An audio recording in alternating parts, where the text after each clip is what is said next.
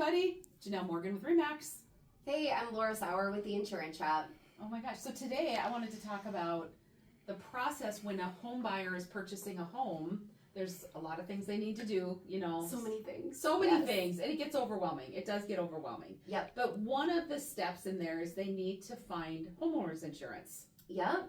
And so walk us through that process. So if a brand new, let's just say it's a very first time home buyer that has never done this before, has no idea what they're doing, what does that look like on your end? Oh, well, those are my absolute favorite clients. I love to be able to help educate on what insurance is, because I think that there's just a lot of different ideas about what insurance should be and what it should cover. But once you get an accepted offer on the house, you need to be shopping insurance right away. Don't wait until your mortgage company or your loan officer is telling you that you need insurance. Give yourself time to be able to shop around and fully understand what the coverages are.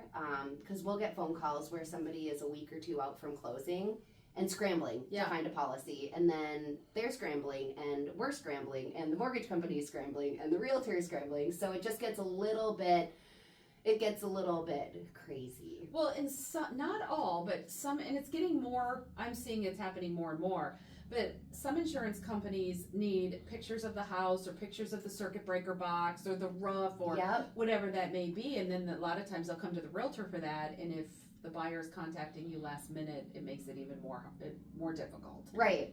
Because then you're trying to get all of these people to connect. Yes. And sometimes it doesn't happen as quickly as you need it.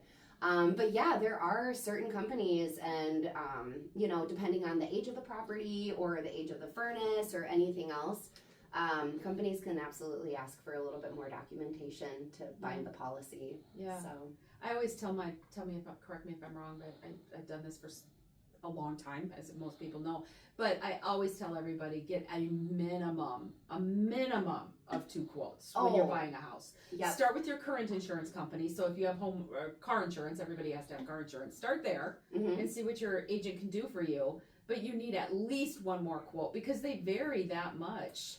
There's no such thing as an apples to apples homeowners quote. Auto, yeah. Homes, absolutely not. So I would reach out to a broker. I would reach out to a couple captive agencies and then listen to see what each agent is telling you and how they're explaining the policy. If somebody's telling you that everything is covered, they're wrong. So just make sure that, you're working with somebody who you trust and can kind of explain everything to you. And know what you're getting into. Because at some point you're going to need your homeowner's insurance. Right.